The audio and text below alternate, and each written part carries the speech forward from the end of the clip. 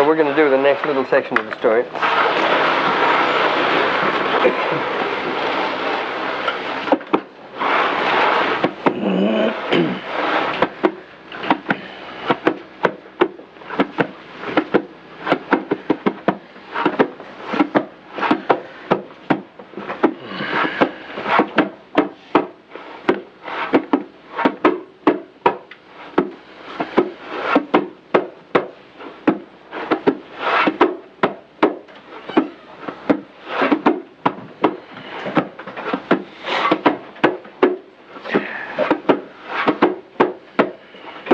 So we want to go back to that place now.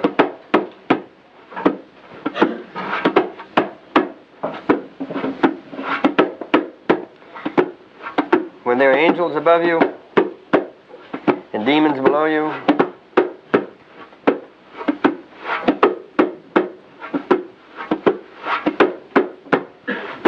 and this is a world that's not exactly like our world. So you can say that there are 7 oceans on this planet. Now we're going to go to the 8th ocean.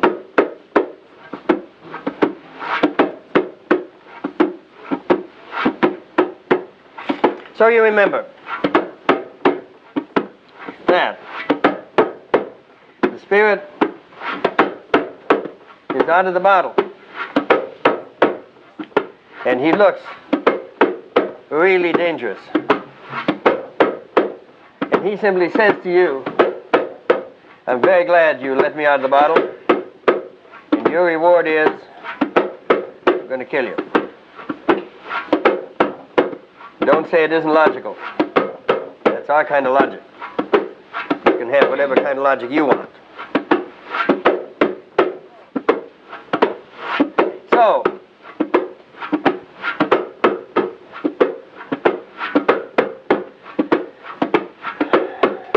it's a difficult moment which can last for 3 or 4 years.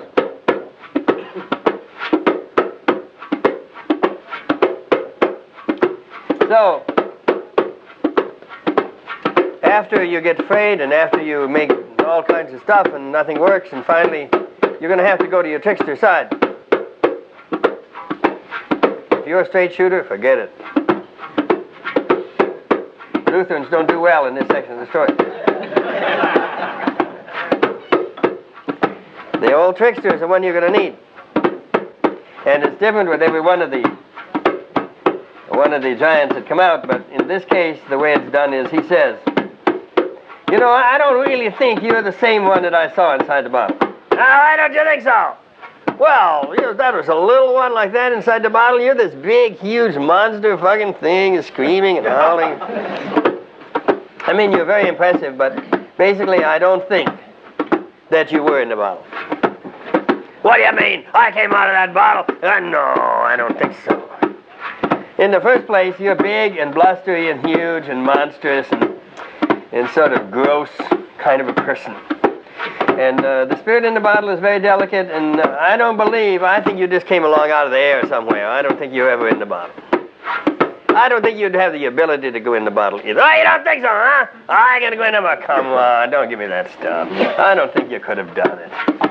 I mean, you're big, but this is too much for you. Watch, watch, watch, watch! He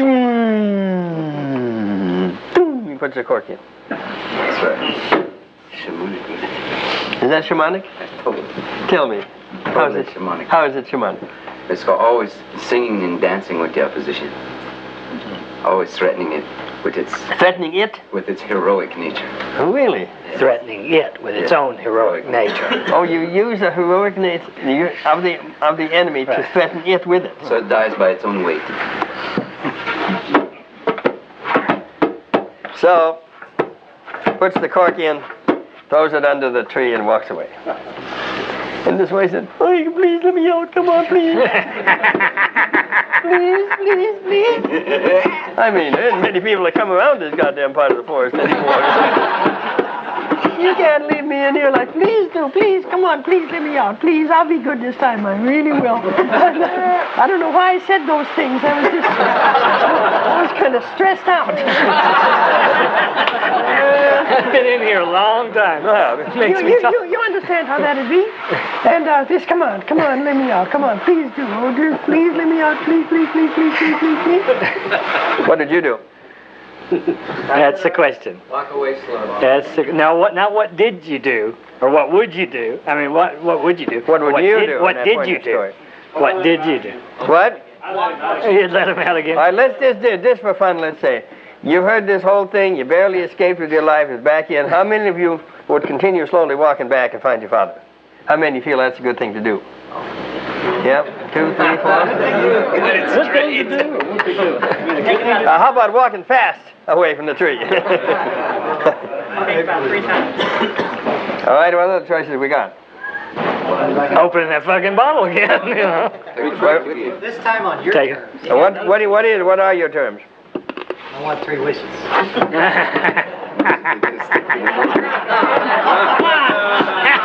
Okay.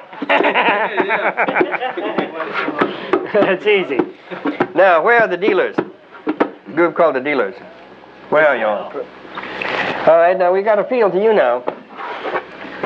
That you're the part of the trickster that makes deals. What kind of deal you're going to make? Because you're at the point now where the simple yes or no isn't worth anything. I'll let you out of the bottle, but it's got to be with a deal. And Jung used to say this is the only way to treat your psyche. If you want to pass a test, for example, and your psyche says, I'm lazy, I don't want to do it, there is no use whipping your psyche ordering it to do it. You just got to say, I'll make a deal with you. You let me work for 6 hours, and then I'll eat nothing but potato chips and watch stupid TV with you for 6 hours. So the soul said, it's a deal, I'll take it. So any of you dealers got any thoughts on that? All the good ideas are going to surprise. No, you gotta make a deal. What kind of deal would you come up with? I'll give you a Volvo, you know, if you'll give me this. What did you want your bottle to, what did the one in the bottle want out of you? One of the dealers, tell me. Your life. Your life?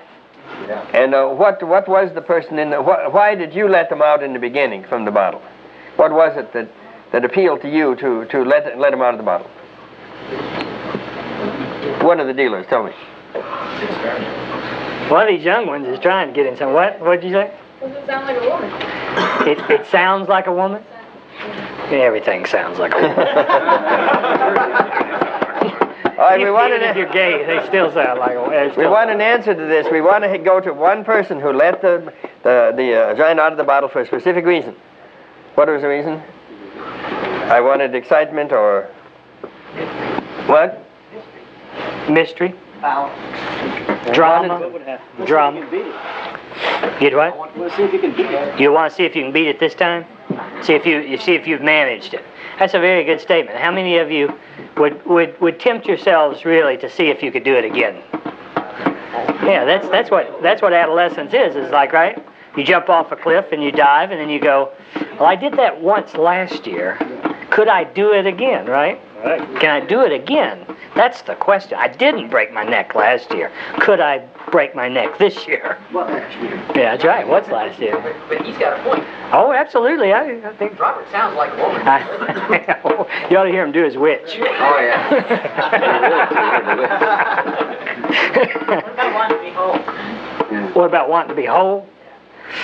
You want to say? I'll make you a hole, man. But you let the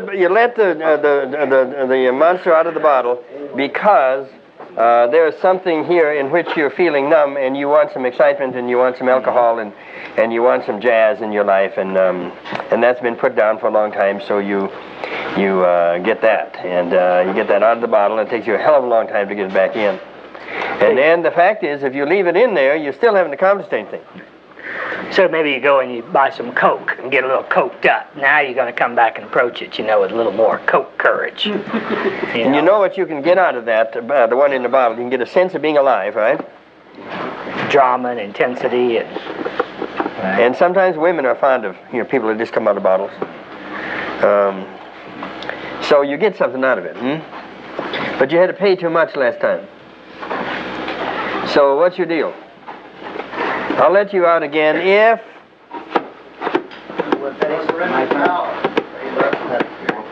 Put him on a leash.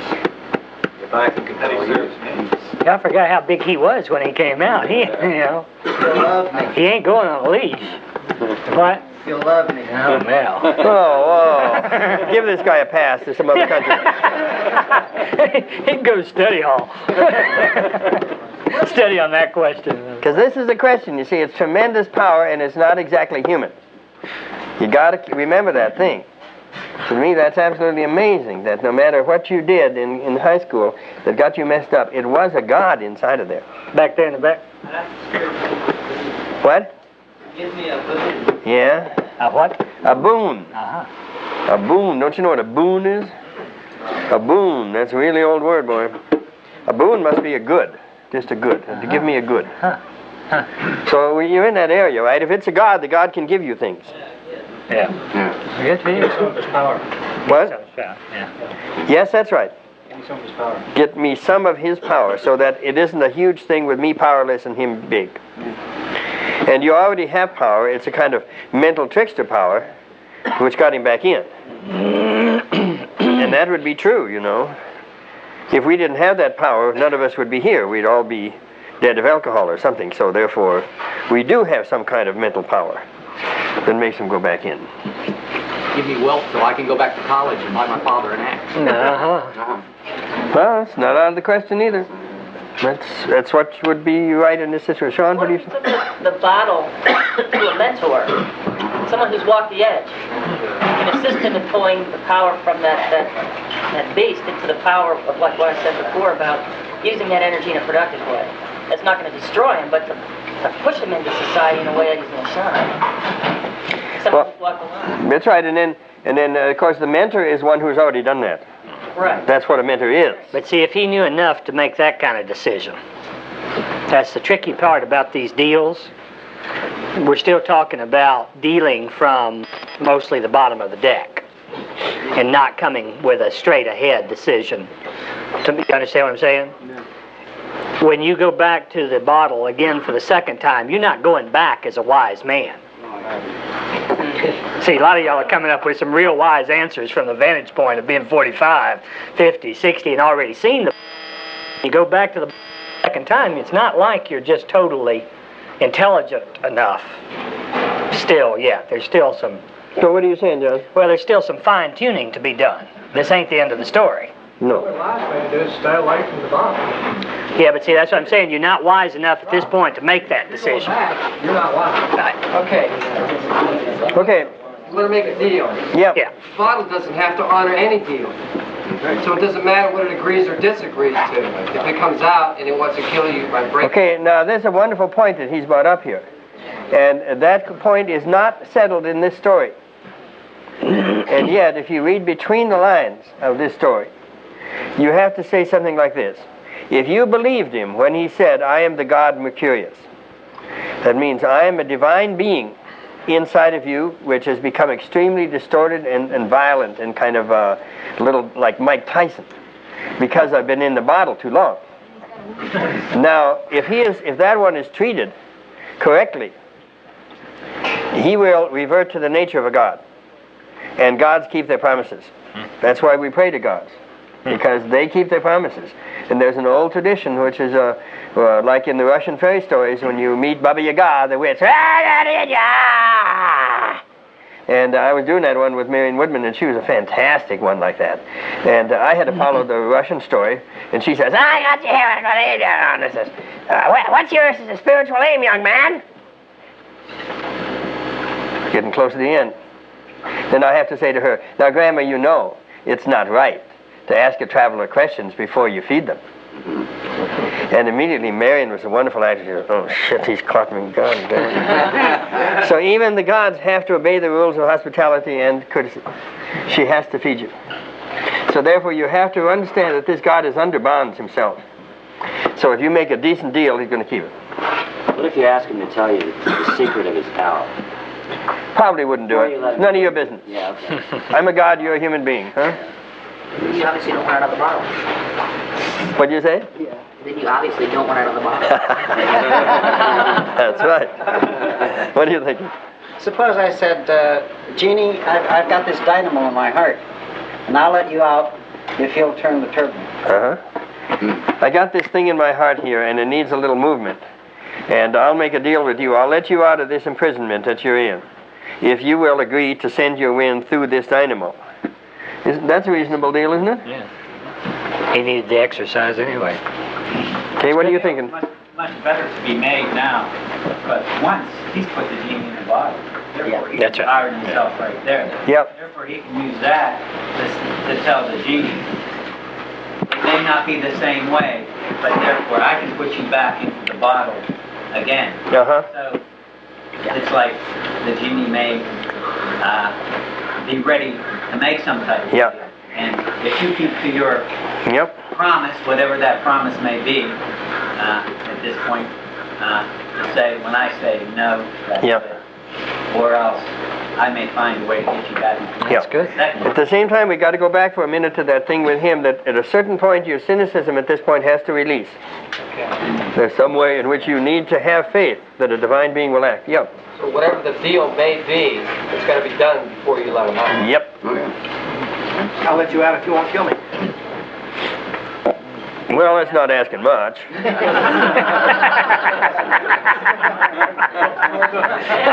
I'm mostly dead anyway. The best deal would be I'll let you out if you promise to return to the bottle whenever I ask you. Show me the source of your power. These magicians are coming up with one thing, lovers coming up with another. I love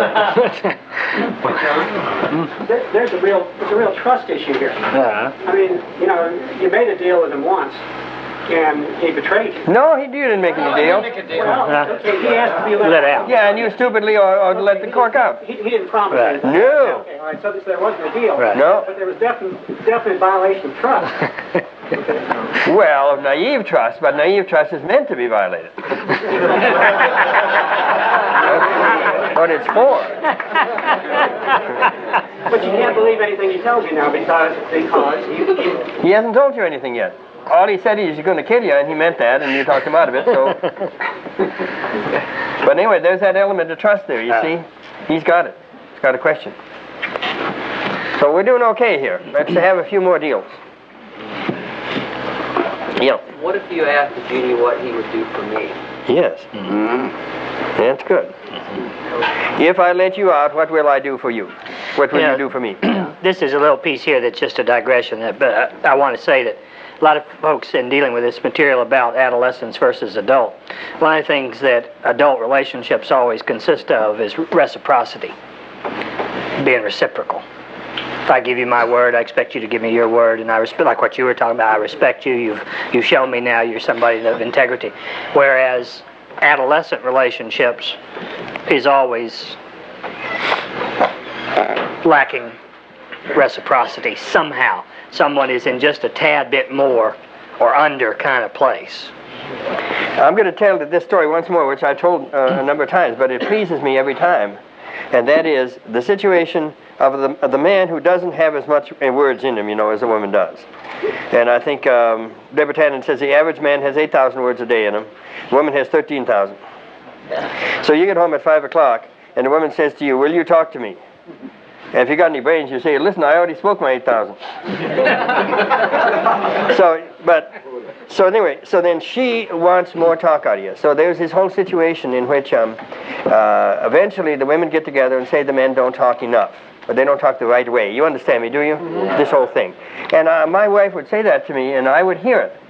But I had nothing to say back, no deal. And, you know, will you talk with me for 45 minutes this afternoon?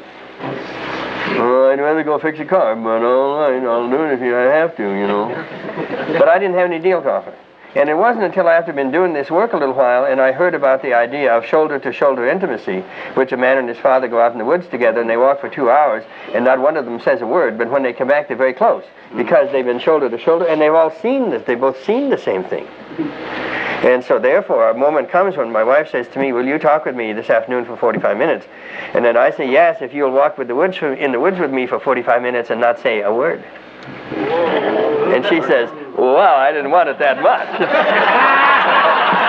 So, then we have a deal. Do you understand? The deal.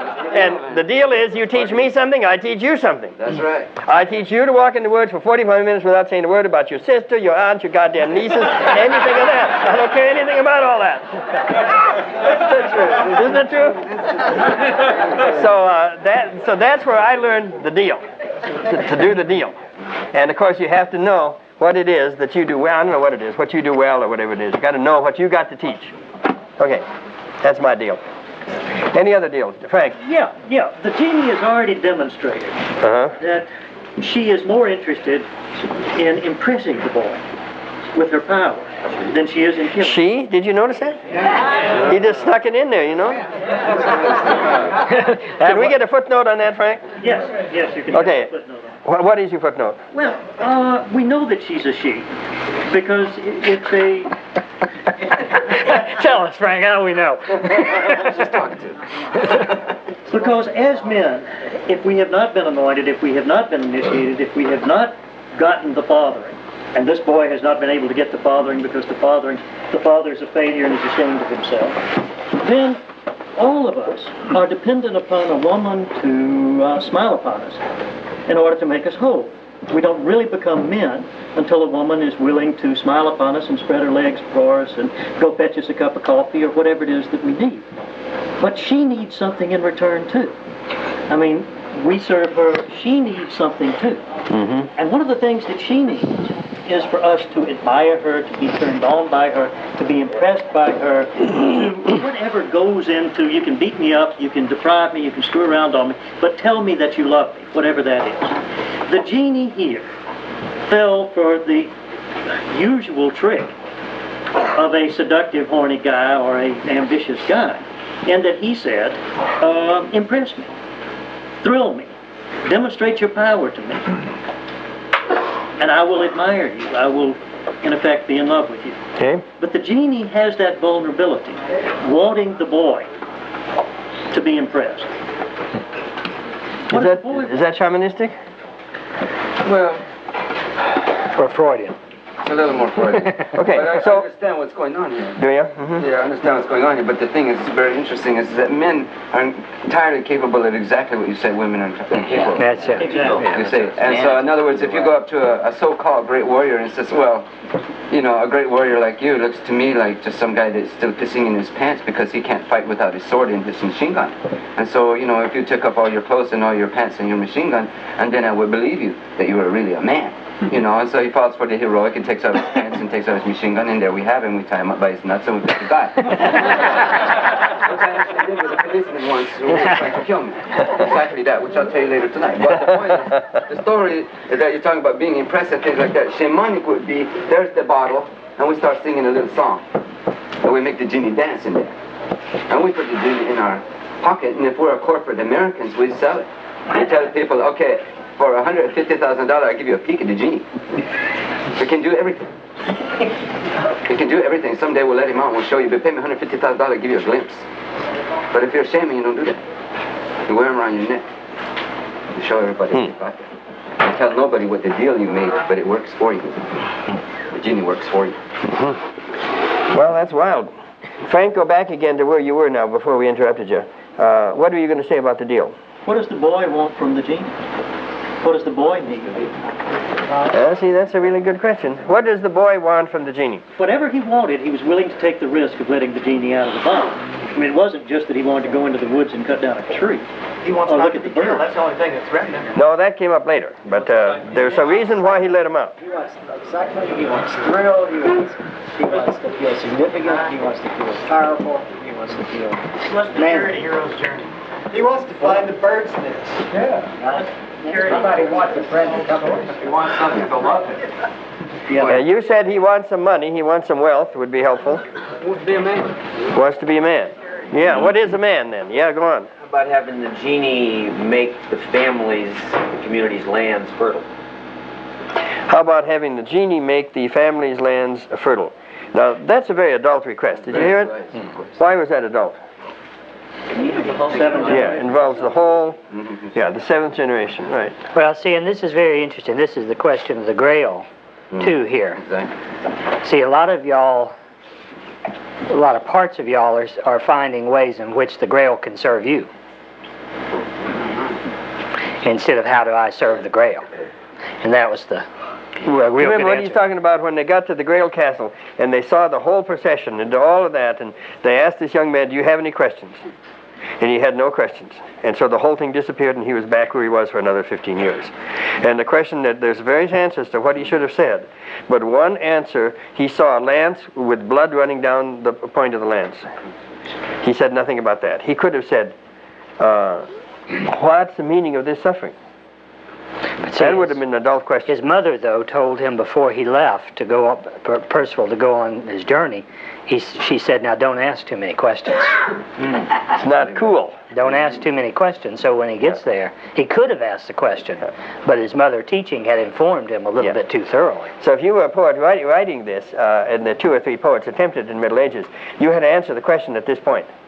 And you had to decide on the question. And one of the poets decided on the question, what does this suffering mean? Second poet decided on the question that should have been asked, whom does the Grail serve? Whom does the Grail serve? Well, that would be asking like, who does Jesus serve? Who does the Virgin Mary serve? But I think this is very important here. You understand what I'm trying to say. It's something that is being articulated largely in the group is, I would set up a situation to where I would benefit maximally by making the deal with this thing in the bottle. And that is about adolescence. That is an adolescent request. That's an adolescent request. So you can have a second one with an adolescent request, and you'd merely get killed again. That's what I was saying. You'd approach it again the second time from an adolescence. At a certain point, you would finally have the knowledge like this to say, I'll let you out if you'll serve the community, But that's a very different question. So what I'm saying is earlier on that there's a lot of us in prolonged adolescence, so that when we come to a conference like this, the first question, primary in the conference attendee, is, how are y'all going to serve me? That's good. John, how are you going to serve me? Robert, how are you going to serve me? Martine, how are you going to serve me? Men, how are you going to serve me? And the adult question is how do I serve you fellas? How, John, every once in a while at these things, some man will come up to me and say, how can I help and support you this weekend? I go, wow, you mean I'm not here to do that for you? Which I am, but it's at a certain level, still in my adolescent thinking, that's my only role. And so now occasionally, I particularly ask the younger men to do things for me. I say, I need some help here. Could you bring me my dinner over to my cabin because I'm tired and I need to sleep? But how can I serve you? See, this reminds me of something that Robert Moore is going to come next year here. And one thing that he taught me so much in one little remark, he said, now, I want you to understand that sometimes a man's a warrior naturally, and the woman's a warrior. The woman's a lover in her 20s and 30s, and then later she becomes a warrior. Watch out.